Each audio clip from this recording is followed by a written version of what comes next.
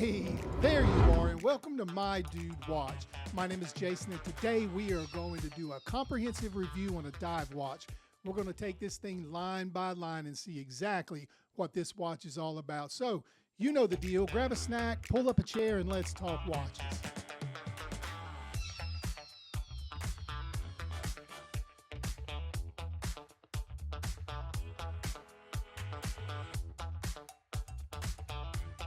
This diver was sent over by Wishdoit from Amazon, so they asked for a complete and thorough review, and that's exactly what we'll give them. Okay, we are ready to get going, and I believe this is a homage watch of the Zodiac Super Sea Wolf. Here is a picture of the Zodiac, followed by one of the 9987, and you can see the similarities right here. Let's get it and start with the tail of the tape. This watch is 40 millimeters in diameter with a 47 millimeter lug to lug, and it's 12.2 millimeters thick. The bracelet is 20 millimeters at the lugs, which tapers down to 16 at the clasp. So this is a nice classic dive watch size. This diver is spec'd out just like you'd hope for. I'm talking 316L stainless steel everywhere. The case back crown, bezel, and bracelet. And speaking of the bracelet, it's an oyster style with solid links and end links.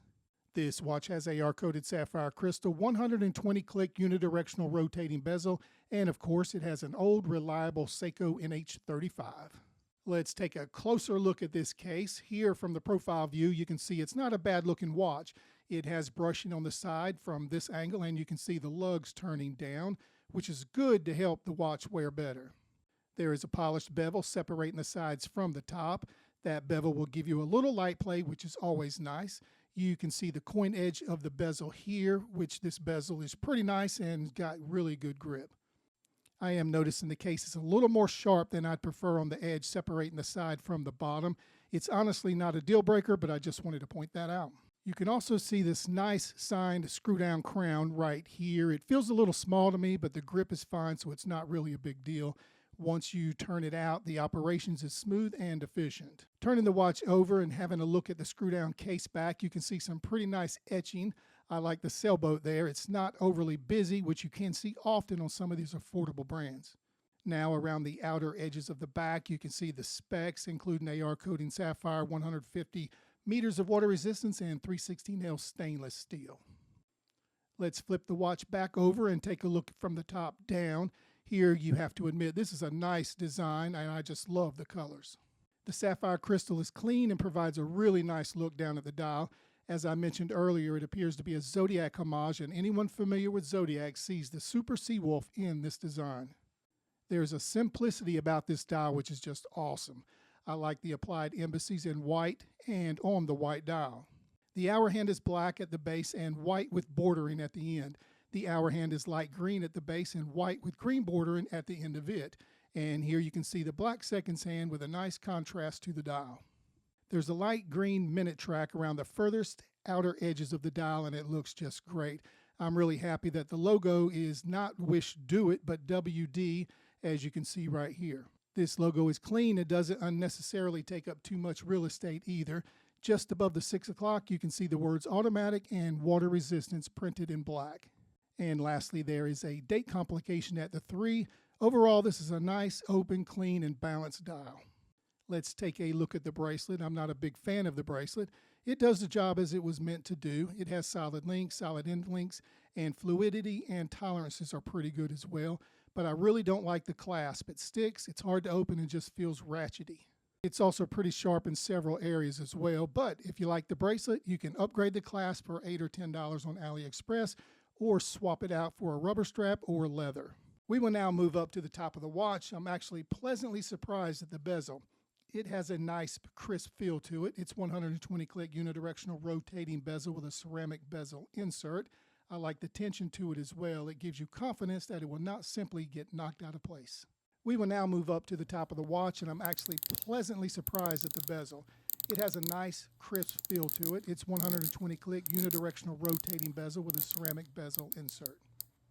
Lastly, I want to mention that the bezel, ever so slightly, is wider than the case, which does make it easier to grasp and operate.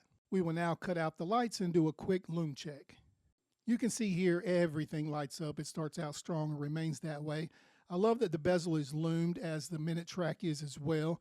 and the Lume is pretty incredible. We have reached that part of the video where we're going to put it all together and see exactly what it all means. We like to call this segment Gripes and Likes.